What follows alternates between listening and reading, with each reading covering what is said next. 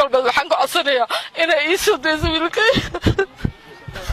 maxamed cali kalay oo maalmo ka hor lagu xukumay deegaanada Puntland kana soo jeeda gobolka Shabeellada Hoose gaar ahaan deegaanka Shalambood ayaa shacabka Shalambood waxa ay dalbadeen in xurriyadiisa dib loo siiyo shacabkan ayaa sheegay maxamed inuu ahaa xoogsato ku nool deegaanada Puntland isla markaana lagu qalday kalay oo ay horay dawladdu u raasanaysay waxa ay dalbadeen in dib loo siiyo xurriyadiisa waa kuwan qaar ka mid ah odayaasha dhaqanka culimada diinka bulshada deegaanka Shalambood oo ka hadlay arintaan isugu imaanay oo ah xukunka ku dhacay ninka la yiraahdo Maxamed Cali Cabdi oo loo yaqaan Maxamed Cali Kalay oo aan reer Shalambood ah degan annagoo ah culimada diinka Shalambood odayaasha Shalambood macallimiinta Shalambood waxaan banaanka u soo baxnay kadib markii aan aragnay xukunkii la ku dhacay Maxamed Cali iyo sida loo qiray iyo qiraal la'aanta meesha taalo iyo waxyaabaha aan ka aragnay oo khadka la soo dhigay waxna qanciyo oo nagu qanciyo diin xageed ma aha hadii aan nahay culimada diinka beesha Shalambood wax maarata asaga marqaatiya oo loo haayna ma arkin sida afkiisa aan ka hayno ninka asaga u qareenka u ah wuxuu noo cadeeyay in wax qiraala aysan jirin wax cadeyn aysan jirin cadaalad hadaan la ismarsiin dhibaato ka imaahayso sidaas darteed madaxweynaha Puntland madaxweyne ku xigeenka ra'iisul wasaaraha ninka la yiraaho baarlamaanka madaxda u ah waxa soo dhan waxaan u sheegaynaa maxkamadda waxaan u sheegaynaa yaan lagu degdegin hal fiirsho hal hubiyo nidaamkaas waa nala qaldan yahay adana waa dareemi kartiin meelaha loo maro dhan waa dareemi kartiin si gaara waxaan uga codsanaynaa madaxweynaha koonfur galbeed lafta gareen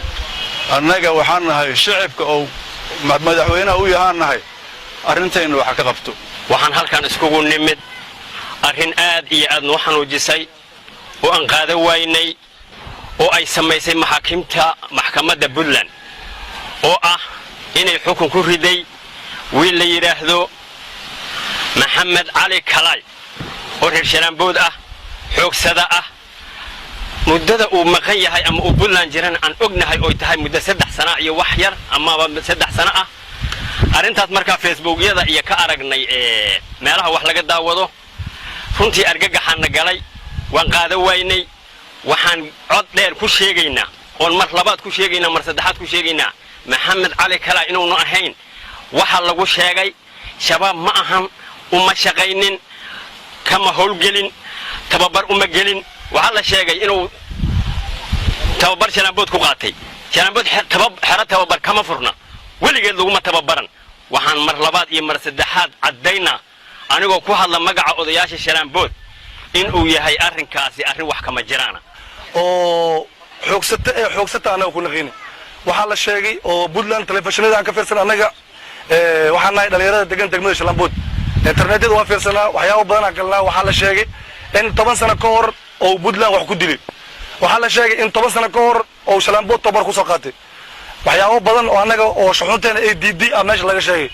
dhalinyaro badan oo waxa dhacdo oo inta ka baxdo oo markay meesha tagaan si qaldan lagu xukumo ama xabsi qalad ku dhaxgalan anaga shuxunta waxa naga keeni karo oo meesha soo istaajiyay oo walaalkeen Maxamed Cali Kalay waxa ku naqaana in meesha hadeer oo maqan yahay inta hadda Shalambood oo ka maqan yahay oo anaga haday karna oo ilaahayna shaahid oo naga yahay muddo 3 sano iyo wax ka yar inuu maqan yahay annahay reer Shalambood waxaan ka tirsanahay koonfur galbeed xukunkayna waxa waay lafta gareen gudoomiyaheena madaxweynaheena lafta gareen waay waxaan rabnaa gudoomiyaheena kale ee marka wal Cabdullaahi Cali Axmed Waafo waxaan rabnaa in maanta hoosha hadalka maanta meesha aan ku hadlayno in kor loo qaadan rabnaa maxaa jira wiilkaas arrimada lagu sheegay iyo warka laga sheegay Maxamed Cali Kalay usoo yariiska loo bixiyay dhinac uu soo jiray saasa Kalay loo yiri maahan Maxamed Cali Kalay oo dadka oo magaciisiga ma ahan laakiin wuxuu shaqo ku lahayn lagu qabsaday wuxuu shaqo ku lahayn lagu xukumay xukun aanan jirin lagu xukumay wiilkayga wiligiis shabaab ma noqon wiligiis dawlad ma noqon shacab Soomaaliyeed oo ahay gaar dameer ku shaqaysan jiray wax dhibaato wiligiis dad uma geysanin xoogiisa ku noolay meesha ku rafaaday markuu iskaga tagana dhibkaan lagu soo oogay koonfur galbeed waxaan ka codsanayaa wiilkaas inay si fudud iigu soo dayso aynan dhibka lagu hayna iga qaado culayska iga saaran wiilkaas maamulka yoosan ka jiifanin dhib maxaa inta uu dhib maray waa jir garaacan yahay feeraha waa ka jaban yahay labada lugo silsa ugu xiran intii aragtay ka dhiididay anna waa dhalay dhibkii aan ku soo koriyaa ogahay koonfur galbeed waxaan ka codsanayaa inay ii soo dayso wiilkay madaxweynaha dowladda goboleedka koonfur galbeed Soomaaliya mudane Cabdicasiis Xasan Maxamed lafta gareen ay si gaar ah kaga codsadeen in dhigiisa Puntland oo arintan kala hadlo sidii dib xurriyadiisa uu heli lahaa Maxamed Cali Kalay oo ka soo jeeda deegaanada koonfur galbeed gaar ahaan deegaanka Shalambood ee degmada Marka ee xarunta gobolka Shabeellada Hoose Aways Muumin Xasan Aways okay telefishinka koonfur galbeed gobolka Shabeellaha Hoose